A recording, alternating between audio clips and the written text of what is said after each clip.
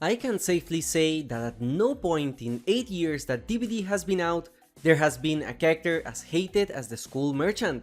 Not even original Freddy, who was mocked as being one of the weakest killers in the game, or original Legion, who made the game unplayable for many players.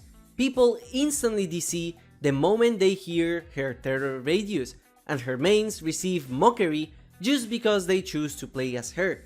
There is no need for me to explain that she is flawed, and behavior needs to do something about this character instead of just leaving her as is and expect the community to just forget. She is so problematic that the vast majority of the community would be happy having her kill switched permanently or straight up removed from the game.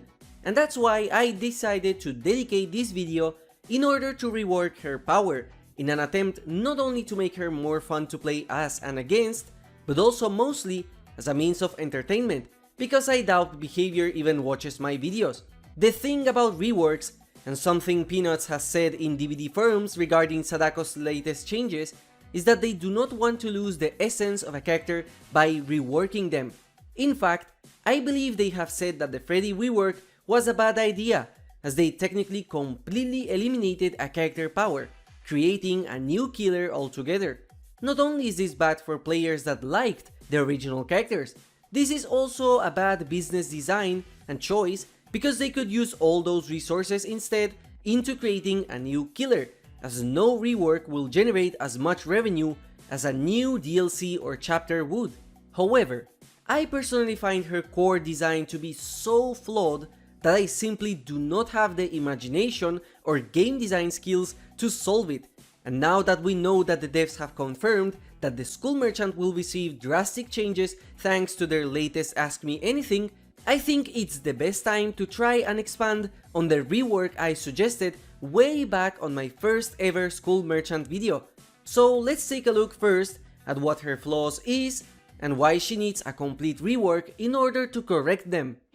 Let's start with her first problem, and the most common one, 3-genning. School Merchant is a hybrid setup character, similar to the Hag and the Trapper.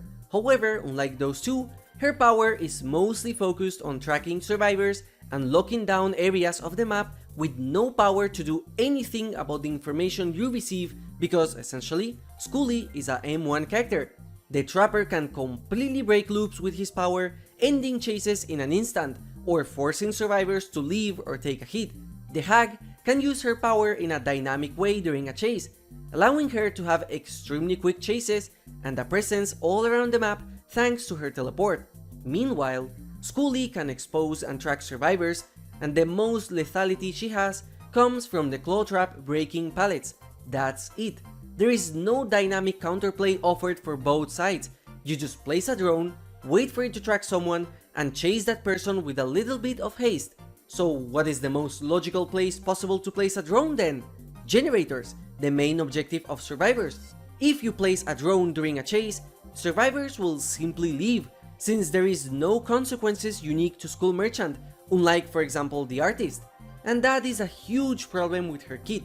Her generator defense capabilities are so incredible that the best team of Dead by Daylight had to take 55 minutes in order to win against a School Merchant main who was making mistakes and listening to music while playing. Never before in the history of the game has there been a character so busted that they were able to do so effortlessly, with the closest one being the Knight. So it is clear that this part of her power has to disappear, regardless of any player that enjoys this playstyle in specific, simply because it's objectively bad for the health of the game. Now, what about the other playstyle of Schoolie, Chase Merchant? This is a playstyle that tries to salvage her power in a more dynamic way, where School Merchant mains will use two very rare add-ons in order to get a speed boost, as well as slowing the survivors down by using drones in loops. Now, I don't know personally, but I think using two very rare add-ons is not only a bad idea in order to salvage a character, but also isn't this literally the clown's power? Or even Freddy Krueger? While I'm not a School Merchant main, I still think the essence of her Chase Merchant power can be achieved with other killers. And finally, while this is a subjective topic, I think her power design makes no sense with the character they are trying to portray. In fact, Singularity, in my opinion, is a way better school merchant than Schoolie is. A power with drones that don't move at all, whereas in the trailer we can see them moving and chasing survivors. And why do survivors get exposed? And why does Schoolie use such an uncomfortable and industrial looking weapon while wearing a tacky bling mask? And how come her radar looks like it was made back in the 60s while her drones scream far away cyberpunk tech? Nothing about her visual design has any cohesion. This is why I opted for a completely new power while preserving the idea of her drones and not changing anything from her visual design. So let's not waste any more time. School Merchant's power will be divided in two parts, with the first one being her drones. She will conserve 4 drones in her inventory, but they will work in a completely different way. By using her secondary power button, the School Merchant will send a drone flying in a straight line from where she is looking at. This drone will not care about collision. It will move slightly slower than a survivor running, and it will keep traversing in a straight line until it hits a map border, by which point it returns to the inventory of the School Merchant. And she can also hold her power to gather all drones back to her inventory in case she makes a mistake. These drones will work completely different to how they work now. When they are first deployed, their scan area will be significantly smaller than on the live version of the game. However, the longer the drone moves, the bigger the scan area will be. And here is the special part. So remember how Schoolie becomes undetectable inside the drone area? I never understood why she did that or how this is explained, but I really liked that idea, so I want to incorporate it into her kit. Now, anytime the School Merchant becomes undetectable inside a drone area, she will become fully invisible thanks to her cloaking technology and will get a slight increase in speed to traverse the map. The closest video game example I can show is how Akali from League of Legends becomes invisible inside her smoke, or how Nuwa from Smite also throws a mist forward that makes her invisible. However, here is the catch. She will still make noise while walking or using her power, allowing survivors to use sound in order to track her, but also, anytime a survivor is inside a drone scan area, they are allowed to see the School Merchant. However, their aura will be revealed after some time in a wireframe style, just to prevent Schoolie from being able to stack this aura reveal with Lethal Pursuer. Besides, anytime a killer has tracking as part of their power, it's not related to auras, but Killer Instinct, and I think constantly flashing Killer Instinct would end up annoying, and showing survivors on a wireframe type of graphic looks more fancy and tech related. The reason behind this design choice that I made is not to promote a playstyle where Schoolie will simply draw a throne in a loop and force survivors to guess where she is coming from, as this would be way too similar to Old Spirit. Also, this is in order to promote School Merchant from planning ahead, since the invisibility area will be slightly bigger the longer the drone traverses the map. This leads to players deploying all drones at the start of the match in different locations, choosing to stay inside one of the drones, and now survivors will have to make a choice whether to stay repairing and potentially get injured by a cloaked School Merchant or leave in order to prevent any surprise attacks. This also fixes her tree generator problem, since drones will be always moving, forcing her to play in a more dynamic way. As a School Merchant, you need to know the maps in order to know what drones would allow you to cover the most ground while invisible and catch a survivor off guard in angles they would not expect. As for her tracking power, the solution is simple. Any survivor inside a drone will still be tracked. However, instead of having to press a button, her tracker will be always online, similar to how Boba has his chainsaw visible at all times. However, survivors will no longer be exposed inside the drone area. Yes, this is a nerf, but don't worry, let's talk about her secondary power, the part where her industrial side shines.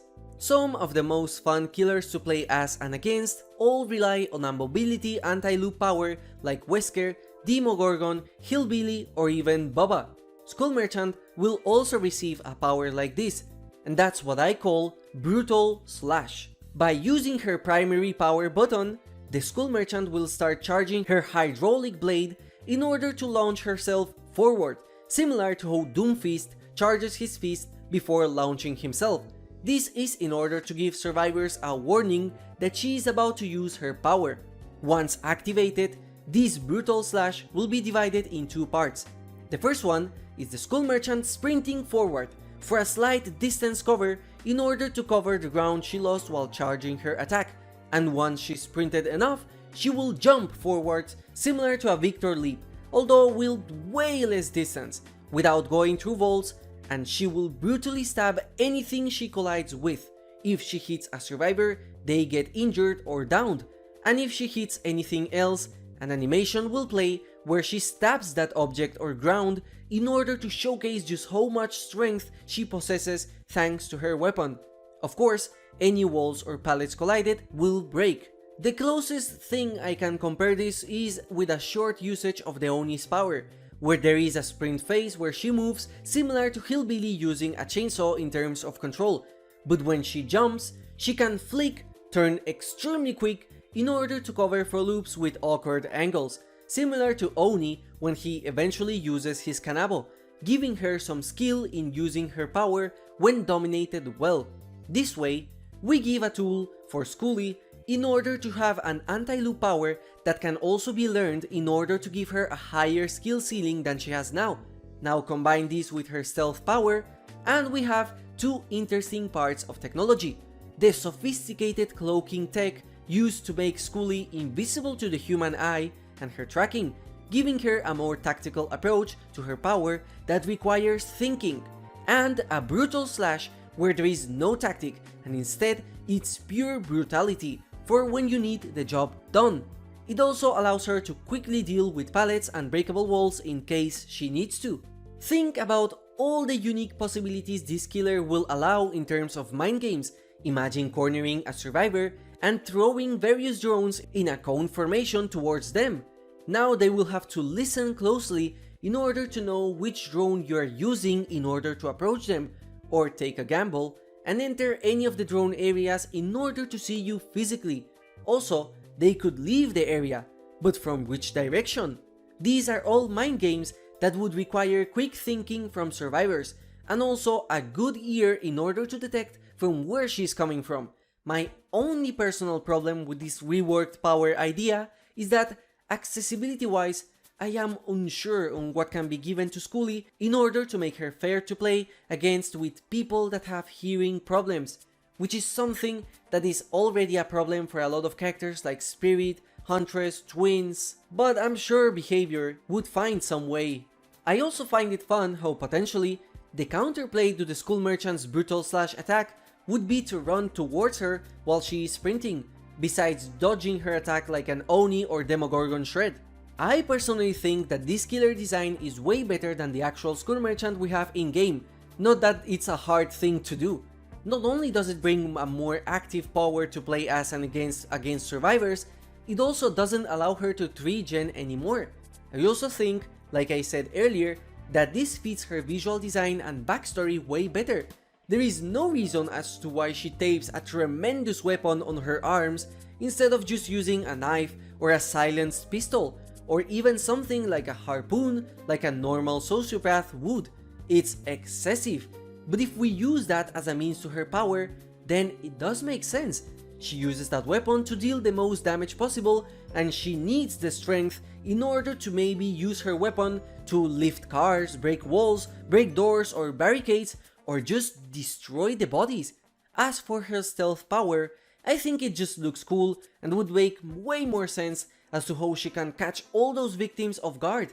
It makes no sense how a person as flashy as School Merchant with a weapon as big and clunky as her default would be able to hide from the police or even approach her victims without care.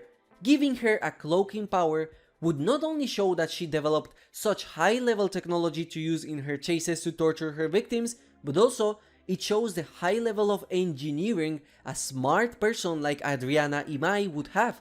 In fact, if this is too unrealistic, the cloaking power could be something she developed inside the fog in order to make her even more lethal. When her teaser was announced, Everyone, including myself, thought that Adriana would be a chapter centered in high tech, something dystopian and cyberpunkish.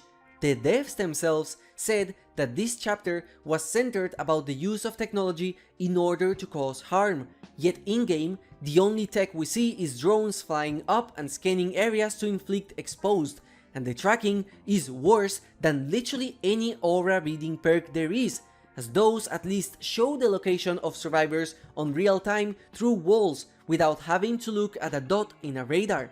Add-on wise, I also think she has a lot of potential. Since she has two sides to her power, some add-ons could focus on the drones, even adding one extra drone to her power as are iridescent or very rare, and also increase her power while using Brutal Slash. The classic blindness, mangled, and hemorrhage add-ons would already cover 3 of the 22 add-ons she needs in her kit. However, no add-on would increase her speed while in the drone, or decrease the speed of survivors, as this was simply unfun to play against and is way too similar to the clown's power, and I want to prevent her from becoming another killer that only uses a certain combo because it's the most viable there is. And finally, let me remind you, this video was done purely to entertain, and not as a class of game design. I am just a player and content creator of DBD after all, so maybe this idea is extremely useless or extremely busted, and until I playtest this I cannot say. I was wrong in the past, as I thought Slinger and Dredge were weak characters, and also I am slightly biased towards Killer, so if this rework sucks, then I have to apologize in advance. Anyways, I really want to know your opinion about this rework idea, and I also am very curious about what behavior does in order to save School Merchant. Let me know if you like it, or if you find any serious flaws in it. Thank you for watching, and have a nice day!